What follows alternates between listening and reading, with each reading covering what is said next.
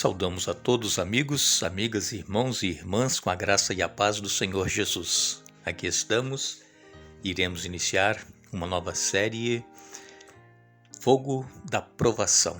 Será o título desta série e queremos agradecer a Deus por Ele nos conceder a oportunidade de estarmos juntos todos os dias com vocês e queremos agradecer a todos vocês que estudam conosco a Bíblia diariamente, vocês que compartilham os estudos com outras pessoas também, todos vocês que são inscritos no canal Hora Tranquila no YouTube e ainda agradecemos a todos que nos escrevem, dizendo de onde estão nos acompanhando. Queremos aqui mandar um alô especial para Elisângela Bispo, é da Igreja Adventista de Povoado Sambaíba, Itapicuru, divisa da Bahia com Sergipe.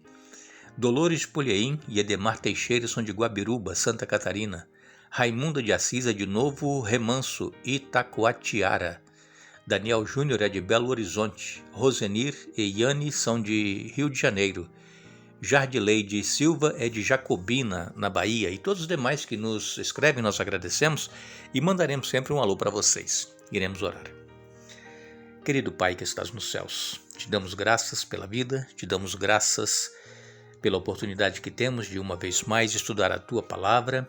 Estamos iniciando uma nova série, que Tu estejas presente conosco a cada dia, nos dando entendimento, nos ajudando, Pai, a entendermos a Palavra e colocar em prática em nossa vida os Teus ensinamentos. Pedimos que abençoes todos aqueles que oram conosco, aqueles que estudam conosco, cada um tem suas lutas, seus problemas, suas necessidades. Confiamos em Ti, Pai, no Teu poder para a solução destes problemas.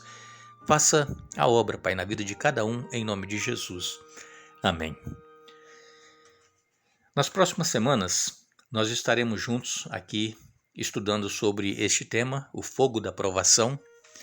E sabemos que todos nós, neste mundo, somos tentados, somos provados. E sabemos que a consequência destas provas que nós passamos é o pecado que entrou aqui neste mundo. E nós nos lembramos que na série que nós terminamos na semana passada, todos os dias, no final do estudo, eu citava João capítulo 1, verso 3, que todas as coisas foram feitas por intermédio dele e sem ele nada do que foi feito se fez. O próprio Jesus, ele criou todas as coisas. E esse mesmo Jesus que é o Criador, é o mantenedor de todas as coisas, Jesus ele também sofreu. Jesus ele veio a este mundo para sofrer em meu lugar e em seu lugar. E olha que a provação que Jesus passou e o sofrimento foram muito maiores do que o que nós passamos. Por quê? Porque nós carregamos apenas o nosso sofrimento, o nosso problema. Jesus ele carregou o pecado de cada ser humano sobre si.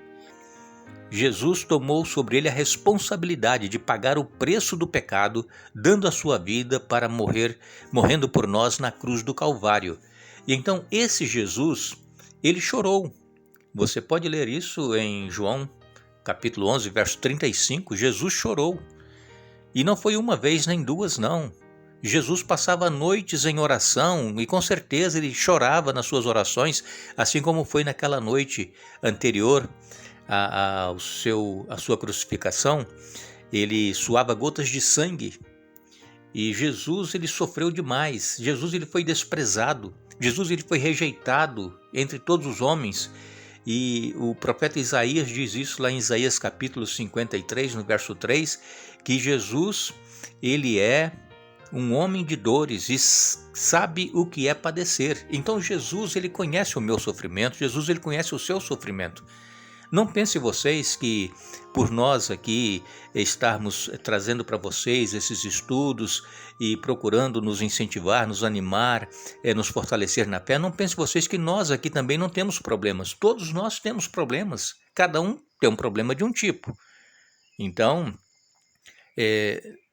o seu problema não é igual ao meu e nem o meu problema é igual ao seu.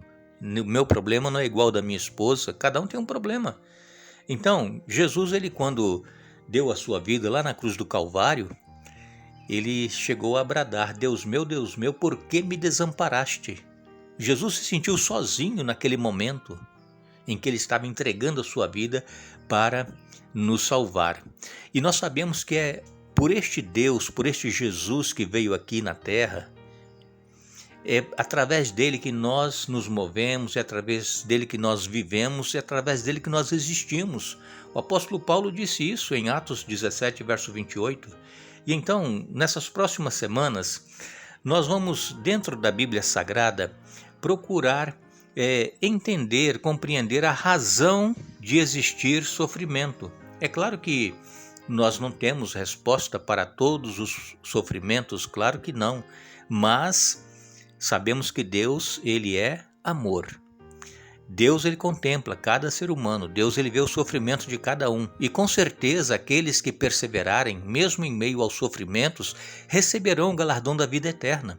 É por isso que nós aqui incentivamos a todos a permanecermos firmes, confiantes, não desanimarmos, não desistirmos. A luta é grande, mas a vitória é certa. Jesus, ele já venceu e ele nos garante também esta vitória. Então nós vamos juntos começar a falar um pouco sobre a questão do sofrimento, o porquê ele existe. Vamos discorrer vários textos bíblicos, não somente um livro como fizemos na série passada, estudando sobre Gênesis, mas queremos começar o assunto dessa série falando sobre o Salmo 23. O Salmo 23 é um salmo conhecido de todos, não é verdade? Quase que a maioria sabe todo esse salmo de cor, e não é para menos, né? Nós precisamos saber. E quando nós lemos o Salmos 23, no verso 3, o salmista disse: refrigera-me a alma, guia-me pelas veredas da justiça por amor do seu nome. Refrigera-me a alma. O salmista, ele era pastor de ovelhas. Foi Davi quem escreveu este salmo. Ele sabia as necessidades das ovelhas, ele sabia onde levar as ovelhas, ele sabia o que era melhor para as ovelhas. E Davi, então, ele fala aqui do nosso sumo pastor, o nosso Deus, o nosso Senhor Jesus. Ele diz: o Senhor é o meu pastor e nada me faltará. Salmos 23, verso 1. A versão original, o certo deste primeiro verso, a tradução seria: o Senhor é o meu pastor, ele não me faltará. Jesus não vai nos deixar em falta. Jesus não vai nos deixar sozinho. Jesus não vai nos abandonar no momento de dor e de sofrimento. Jesus, ele estará conosco. Nós precisamos ter essa confiança, esta certeza de que Jesus, ele conhece o que é sofrer. Jesus, ele sabe o que é padecer. Jesus, ele foi humilhado, Jesus, ele foi rejeitado, Jesus, ele foi abandonado por todos os seus discípulos. Depois, quem chegou próximo ali foi João e as Marias, que estavam ali ao pé da cruz, mas o resto, todos os discípulos abandonaram Jesus. E Jesus mesmo, ele disse que o pastor seria ferido e as ovelhas iriam abandoná-lo. E foi o que aconteceu. Nós temos várias citações na Bíblia, no Antigo e no Novo Testamento, falando deste pastor supremo que é o nosso Senhor Jesus Cristo. Nós queremos ler com vocês alguns versos, iremos ler em Jeremias capítulo 23, nos versos 3 e 4, diz assim, Jeremias 23, versos 3 e 4. Palavra do Senhor: contudo, reunirei o remanescente do meu rebanho das terras para onde os expulsei. Eu os trarei de volta para o seu curral, e eles serão férteis e se multiplicarão. Em seguida nomearei bons pastores, que cuidarão dessas ovelhas. Elas nunca mais terão medo e nenhuma delas se perderá. Eu, o Senhor, falei. Então aqui o profeta Jeremias, inspirado pelo Espírito Santo, falando as palavras do Senhor Jesus, a palavra de Deus, que ele iria reunir o remanescente do seu rebanho das terras para onde eles haviam sido expulsos. Então nós vemos que somos considerados rebanho do Senhor Jesus. Lemos também em Ezequiel, no capítulo 34 e no verso 12, serei como pastor que busca o rebanho espalhado, encontrarei minhas ovelhas e as livrarei. de todos os lugares para onde foram espalhadas naquele dia de nuvens e escuridão. Mais uma vez aqui, a palavra de Deus falando que Jesus, ele é o pastor que busca o rebanho que está espalhado.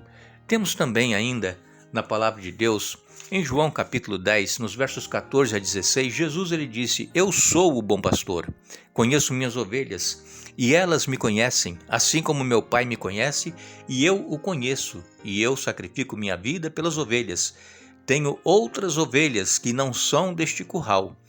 Devo trazê-las também. Elas ouvirão minha voz e haverá um só rebanho e um só pastor. Então aqui Jesus é claro em dizer que ele é o bom pastor, ele conhece as suas ovelhas e elas também conhecem o pastor. E assim como meu Pai me conhece, eu o conheço e eu sacrifico minha vida pelas ovelhas. Então, mais uma vez, a palavra de Deus, ela compara o povo de Deus como um rebanho do Senhor. O Senhor é o nosso pastor. E também o apóstolo Pedro, em 1 Pedro, capítulo 2, e no verso 25, Pedro disse: Vocês eram como ovelhas desgarradas, mas agora voltaram para o pastor, o guardião de sua alma. Então éramos como ovelhas desgarradas, estávamos perdidos, mas nós nos voltamos para o sumo pastor. Por quê? Porque ele veio para nos ajuntar novamente, porque estávamos espalhados, estávamos como ovelhas sem pastor, e Jesus ele assumiu essa função e ele cuida de cada um de nós. Aqui no Salmos 23, verso 3, que nós lemos no começo, diz a palavra de Deus: refrigera minha alma, guia-me pelas veredas da justiça, por amor do seu nome. No verso 4, mesmo quando eu andar pelo escuro vale da morte, não terei medo, pois tu estás ao meu lado, a tua vara e o teu cajado me protegem. Verso 5, preparas-me um banquete para mim na presença dos meus inimigos, unges minha cabeça com óleo, meu cálice transborda. E o verso 6, certamente bondade e o amor me seguirão todos os dias da minha vida e viverei na casa do Senhor para sempre. Então aqui nós vemos o cuidado que o pastor tem para com as suas ovelhas. É esse cuidado que o Senhor Jesus tem para com cada um de nós. Nós não deveremos temer. É claro que às vezes nos sentimos sozinhos, nos sentimos desamparados e desprotegidos, mas nós temos que continuar confiantes no nosso Senhor Jesus Cristo, porque mesmo nós não podendo vê-lo, nós temos que ter a certeza que ele está conosco. E muitas das vezes nós até sentimos a presença dele, nós não vemos, mas sentimos. E por quê? Porque ele quer nos conduzir por caminhos retos, Ele quer nos levar a lugares verdejantes, como diz aqui o salmista: guia-me pelas veredas da justiça, por amor do seu nome. Mas às vezes nós não queremos ser guiados pelas veredas da justiça. Às vezes nós queremos seguir os nossos próprios caminhos. É por isso que às vezes nós nos queixamos, reclamamos que nós fomos abandonados, não estamos sozinhos e que Deus não está vendo o nosso sofrimento. Não, Deus está vendo. Ele quer nos conduzir pelo caminho da justiça e que possamos ouvir a sua voz e atendê-la e fazer a vontade dele em nossa vida. Nós retornaremos amanhã dando sequência a este nosso primeiro estudo desta série, falando sobre o fogo da aprovação, mas queremos deixar um verso para nossa meditação, e está em 1 Pedro, capítulo 4, e no verso 12, o apóstolo Pedro escreveu: Amados, não se surpreendam com as provações de fogo ardente pelas quais estão passando, como se algo estranho lhes estivesse acontecendo. 1 Pedro, capítulo 4, verso 12. Que Deus nos abençoe.